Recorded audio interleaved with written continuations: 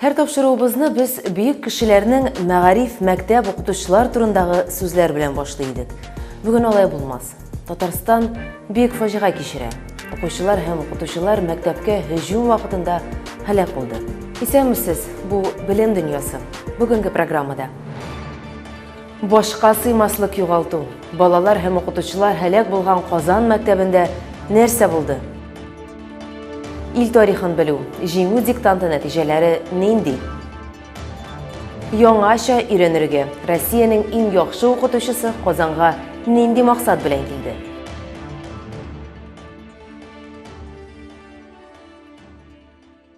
Казанның 175 номерлы гимназиясендә фаҗига булды. 11 май иртәсендә мәктәптә дәресләр иң кызган вакытта яшь малай мәктәпкә кереп атыша башлый. Бәладән сакланып калып булмады. Һәлак булучылар бар. Алар арасында укучылар һәм укытучылар. Гимназиядә нәрсә булды? Бу хакта фаҗига хроникасында. Май бәйрәмнәреннән соң ул беренче уку көне иде. Атна буе керешмәгән балалар бер-берсен сагынып, җәйге каникулга планнары турында фикер алыша. Әмма ул планнарга тормышка ашырга язмый. Мылтыклы кешене беренче булып мәктәп вахтеры күреп ала. Инструкция буенча эш итеп ул куркынычлык тимәсенә баса. Куркыныч янавы турында мәктәп директоры тавыш көчәйткеч элемтәсе аша хәбәр итәргә өлгерә. Шуннан соң бар укытучылар да үзләрен ничек тотарга кирәклеген белә. Я закрыл кабинет, приказал детям. Ул вакытта бер генә укытучы да үз тормышы турында уйламый. Балаларны парта астына яшереп, үз гәүдәләре белән үлем куркынычы янаганлыктан каплый. Он зашел примерно в 9 часов и выстрелил нашей учительнице, классному руководителю, в ногу. Тәрәзәдән сикергән балаларны сынулар белән хастаханәгә илтәләр. Шул ук көнне зыян күрүчеләрнең барысы янына республика президенты, Россия мәгариф министры һәм сәламәтлек саклау министры керә. У вас где перелом?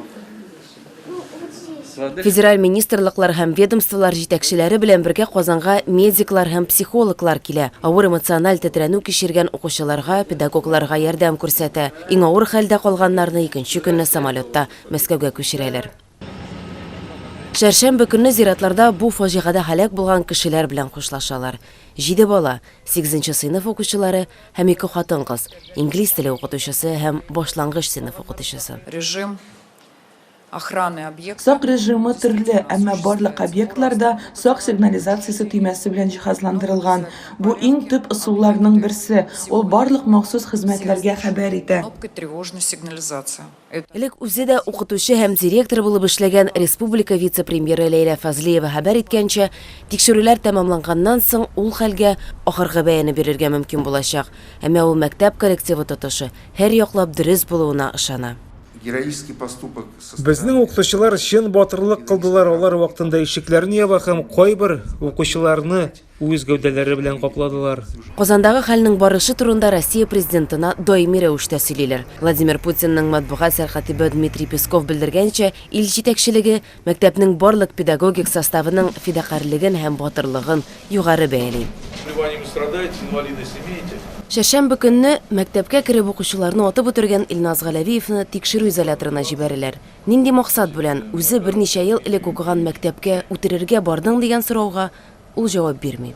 Меры пресечения в виде заключения под стражу. Прокуратура республикада барлык мәктәпләрендә тикшерә башлый. Укытучылар һәм уку йортлары җитәкчеләре белән тагын бер кат куркынычсызлык чаралары турында сөйләшә. Будет усилен контроль. Татарстан Республикасының барлык мәктәпләрендә контроль көчәйтеләчәк. Татарстан президенты йөкләмәсе буенча, Россия Эчке эшләр министрлыгы линиясе буенча Росгвардия вәкилләре һәм муниципаль орган хезмәткәрләре мәктәпләргә чыгып тикшерү эшләре алып барачак. Министр сүзләренчә, һөҗүм вакытында җимерелгән бина һәм сыйныфларны төзекләндергәннән соң 175нче гимназиядә уку процессы дәвам итәчәк. Хәзергә укучыларның бер өлешен күрше мәктәпләргә күчерәләр, икенче өлеше бу ел укуны дистанцион рәвештә тәмамлый. Әмма укучылар ел буе әзерләнгән барлык имтиханнарны да гимназия укучылары вакытында тапшырачак. Казанлылар һәм бу авыр мизгелдә ярдәм итәргә килгән кешеләр мәктәп янында барлыкка килгән мемориалга чәчәкләр һаман алып килә. Кайгы уртаклашу сүзләре Казанга илнең төрле шәһәрләреннән генә түгел, бөтен дөньядан килә.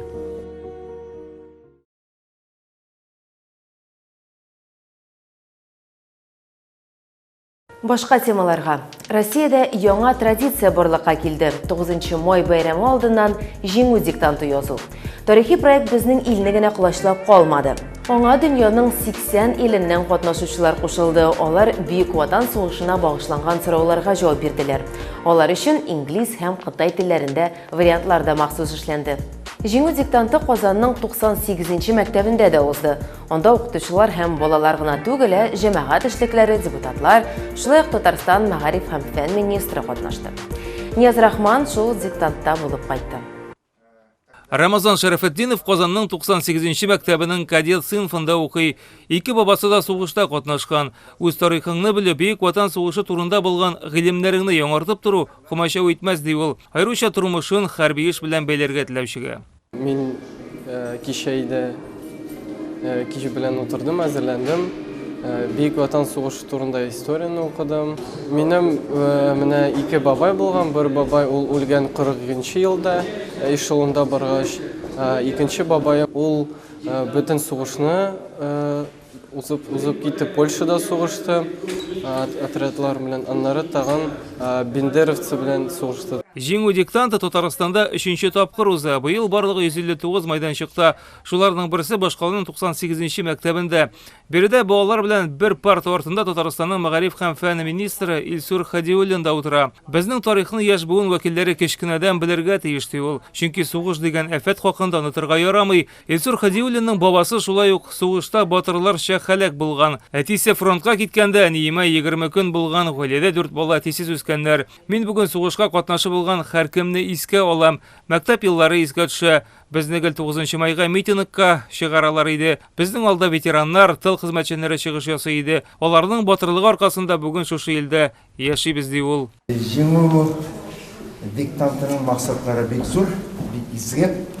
Чөнки менә шул бөек җиңүнең 1976 елда шушы көннәрдә үзебезнең бабаларыбызның, әтиләребезнең, гомумән безнең халкыбызның, Советлар Союзы халкының зур героик куйган кешеләрен искә төшерү, аларның яңадан бер кабат аларның батырлыгына соклану өчен җыела торган, языла торган диктант бу. Әйтергә кирәк, тарихны искә алу. Диктант үзе тест рәвешендә, анда катнашучылар 45 минут эчендә 25 сорауга җавап бирергә тиеш. Монда барысы да күзәтү астында уза. Укытучылар алдан ук катнашучыларны кагыйдәләр хакында кисәтә. Монда күчерергә һәм инде кесә телефоннарыннан файдаланырга ярамый. Диктантның баллары югары булса, укучыларның шәхси портфолиоларына теркәләчәк. Катнашучылар җаваплыкны яхшы аңлый. Минем өчен диктант авыр булмады. Безнең мәктәптә тарих дәресләре бик яхшы итеп укытыла. 20-21 балл булырга мөмкин.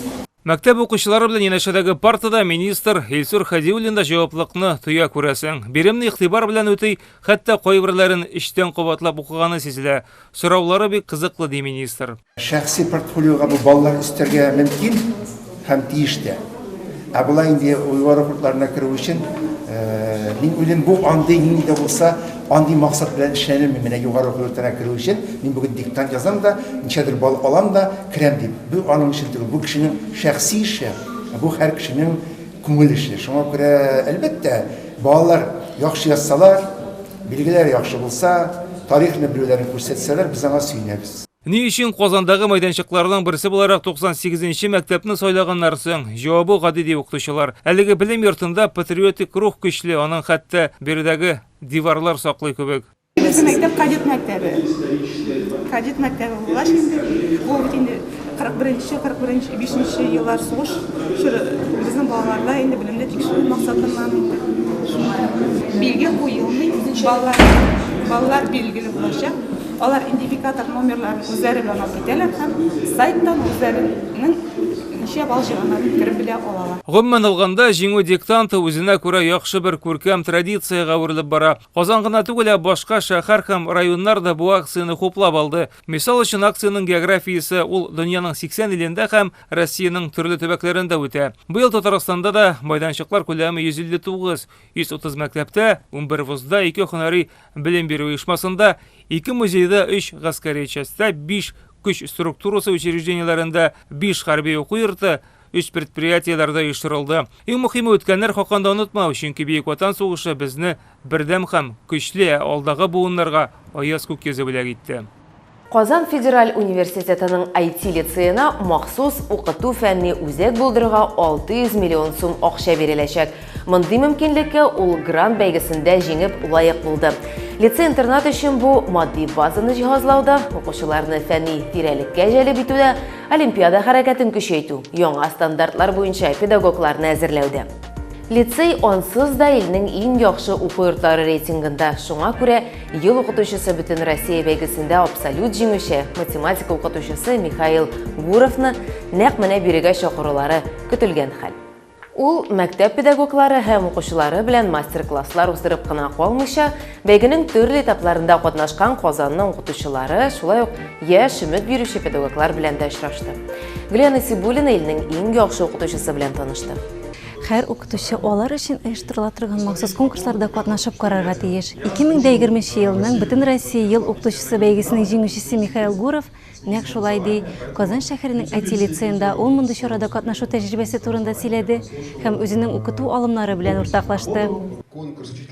Ел укытучысы конкурсы һәм башка һөнәри осталык конкурслары укытучылар өчен шундый зур этәргеч профессиональ үсешкә һәм карьера үсешенә ярдәм итә торган бер трамплин. Ростов-на-Дону шәһәренең укытучысы Михаил Гуров 10 ел дәвамында балаларга математика укыта. Узган ел бәйгедә җиңүе аның күп еллык хезмәтенең нәтиҗәсе. Моннан тыш бу вакыйгадан соң аны Россия Федерациясының мәгариф министры киңәшчесе итеп билгеләделәр. Безнең мәктәптә шушы бәйгедә җиңүче булган Наил Мирсаитов эшли, биология укытучысы. Ул быелны анда жюридә катнашты һәм әлбәттә ул кайткач әйтте, һичшиксез Михаил Гуровны чакырырга кирәк, чөнки бик кызыклы шәхес. 2 көн дәвамында Гуров лицей укытучылары һәм укучылары өчен ачык дәресләр үткәрде. Педагогларны методик остаханәләргә чакырды. Өстәвенә ул ел укытучысы бәйгесенең финалында күрсәткән ачык дәресе белән таныштырды. Аның өчен ул президип дип аталган махсус программада нәтиҗәле презентациялар булдыру буенча мастер-класс күрсәтте. Визуальләштерү, димәк, бу без өйрәнгән, кулланган презентация гына түгел, рәсемнәрнең масштабларын зурайтуга юнәлдерелгән. Шундый ысулы бар аның. Мастер-класста 10-15 минут эчендә без Казан шәһәре турында шу яңа программада презентация ясадык. Гуров үз эшендә алдынгы укыту усулларын куллана. Бу укучыларга материалны җиңел үзләштерергә мөмкинлек бирә. Лицей укучыларының да Гуровның ачык дәресендә катнашу мөмкинлеге булды. Кызыклы мисаллар нигезендә укытучы балалар өчен катлаулы булган темаларны да аңлатып бирә алды. Кичә үткәрелгән дәрестә ул безгә параметр теманы аңлаткан иде. Шул тема БДИда бар. Шуңа күрә шул тема безнең өчен бик мөһим. Кинодан кадрлар күрсәтеп аңлаткан иде. Төрле функциялар ничек төзергә күрсәткән иде. Шулай ук монда ел укытучысы бәйгесенең төрле еллардагы җиңүчеләре катнашында панель дискуссия узды. Михаил Гуровка Алмаз Хамидуллин һәм Наил Мирсаитов кушылды. Әлеге дискуссиягә Казанның яшь укытучыларын чакырдылар. Катнашучылар һөнәри үсешкә омтылу турында фикер алышты. Лично для меня Минем өчен конкурс ул майданчык иң алдынгы укытучылар белән тәҗрибә уртаклашырга ярдәм итә. Яңа идеялар, яңа белемнәр, яңа алымнар тупларга мөмкинлек бирә. Укытучыга үз тәҗрибәсен күрсәтергә булыша. Бу 2 көн чарада катнашучыларның барысы өчен дә бик нәтиҗәле булды. Мондый чаралар яшь укытучылар өчен хезмәттәшләреннән тәҗрибә алып, үз эшләрендә яңа усулларны кулланырга мөмкинлек бирә. Гуров фикеренчә, укытучы укучылар белән бер адымнан атларга һәм шул ук вакытта нечкә күңелле психолог та булырга тиеш. Бүгенге яңалыкларыбыз шул булды. Барыбызга да тынычлык, иминлек телибез. Бер-берегезне саклагыз. Исән булыгыз.